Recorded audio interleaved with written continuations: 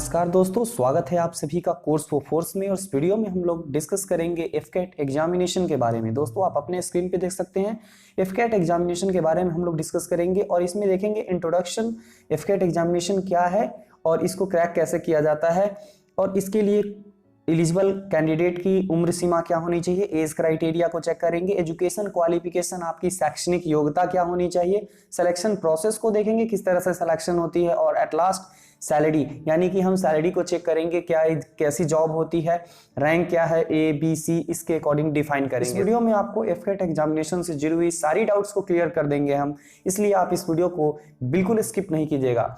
आगे बढ़ने से पहले अगर आप इस चैनल पे नए हैं तो चैनल को सब्सक्राइब कर लीजिए, साथ ही बेल आइकन को दबा दीजिए जिससे इस चैनल पे आने वाली वीडियोस की नोटिफिकेशन हमेशा आपको इजीली मिलती रहे। दोस्तों जानते हैं एफकेट के इंट्रोडक्शन के बारे में। जिस तरह से यूनियन पब्लिक सर्विस कमीशन यानी कि यूपीएससी एग्जाम कंडक्ट कराती है, उसी तरीके से एयरफोर्स का खुद का एक बोर्ड है एफकेट, जिसका नाम है एयरफोर्स कॉमन एडमिशन टेस्ट। इसके थ्रू कैंडिडेट्स एग्जामिनेशन देते हैं और उन्हें मौका मिलता है एयरफोर्स में सर्व करने का, यानी कि हमारे इंडियन आर्म फोर्सेस के 3 विंग जो है, इंडियन आर्मी, इंडियन एयरफोर्स और इंडियन नेवी, उसमें से इंडियन एयरफोर्स में उनको एंट्री मिलती है as a gazetted officer. As I mention here, आप देख सकते हैं क्लास 1 गैजेटेड ऑफिसर फ्लाइंग और ग्राउंड ड्यूटी में जॉब मिलती है। ये एग्जाम ट्वाइस इन ईयर यानी कि 2 बार कंडक्ट कराया जाता है। पहली एग्जामिनेशन जो फरवरी के मंथ्स में होती है और सेकंड जो होता है वो अगस्त और सितंबर, यानी कि कह सकते हैं लास्ट ऑफ अगस्त और मिडिल ऑफ सितंबर, इसके बीच में एग्जामिनेशन कंडक्ट करा ली जाती है। इसके लिए candidate both male and female दोनों अलाउड है, बट यहाँ पे है अनमैरिड ओनली, आप मैरिड नहीं हो सकते। अगर आप अनमैरिड कैंडिडेट हैं, मेल और फीमेल कोई भी हो, तो आप एफकेट के एग्जामिनेशन एफकेट फॉर्म को फिलअप कर सकते हैं। आगे बढ़ते हैं और जानकारी के लिए जानते हैं एज क्राइटेरिया।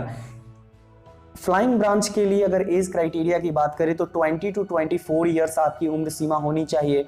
और अगर आपके पास कॉमर्शियल पायलट का लाइसेंस है, बहुत सारे लोगों ने कॉमर्शियल पायलट का लाइसेंस भी लिया होता है जो पहले से किसी विमान उड़ाते हैं या सीखते हैं वहाँ पे, तो कॉमर्शियल पायलट का लाइसेंस अगर आपके पास में है तो 26 ईयर्स तक आप एलिजिबल हो फ्लाइंग ब्रांच के लिए।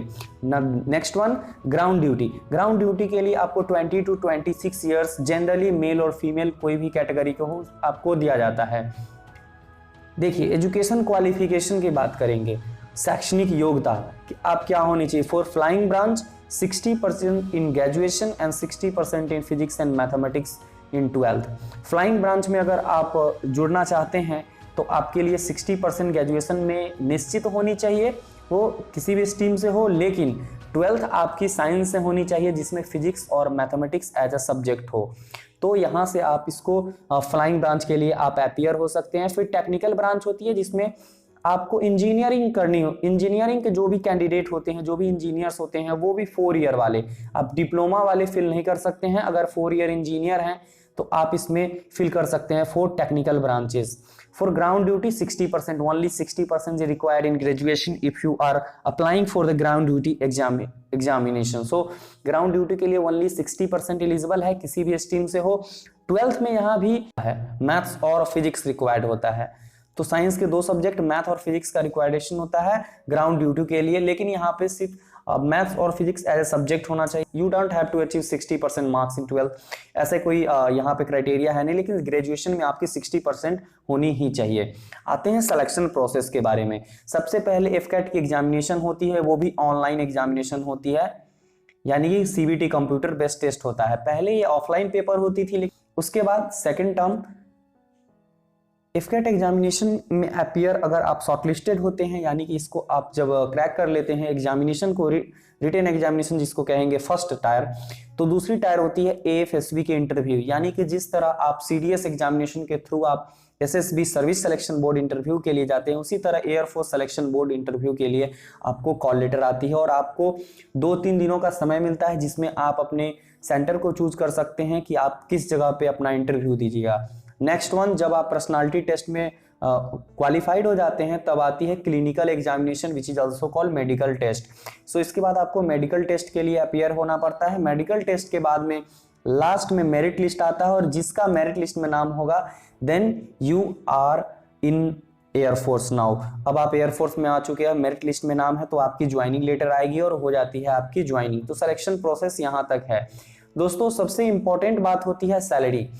सभी लोगों के दिमाग में कहीं ना कहीं ख्याल आता है कि हम कोई भी जॉब करेंगे, वो हम देश की सर्व तो कर ही रहे हैं, हम देश की सेवा तो करने जा ही रहे हैं, फिर भी सैलरी की एक बात होती है। तो एज आई टोल्ड यू, ये जो है फर्स्ट क्लास गैजेटेड ऑफिसर्स की जॉब है, तो इसमें सैलरी थोड़ी सी हाई होनी ही है।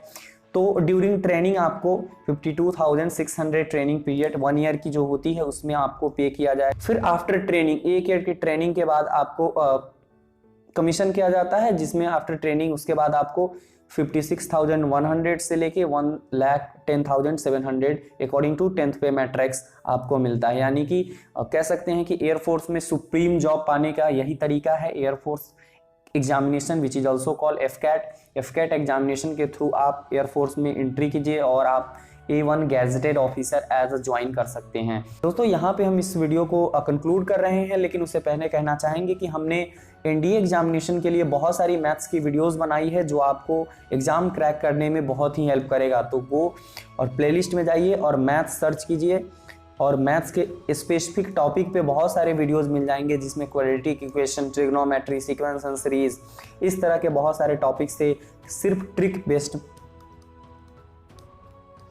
बेस्ड क्वेश्चन मिल जाएंगे, जिससे मैक्सिमम क्वेश्चन को आप ट्रिक के सहायता से बहुत ईजिली डील कर सकते हो। दोस्तों मिलते हैं नेक्स्ट वीडियो में, तब तक के लिए अपना ख्याल रखिए। जय हिंद।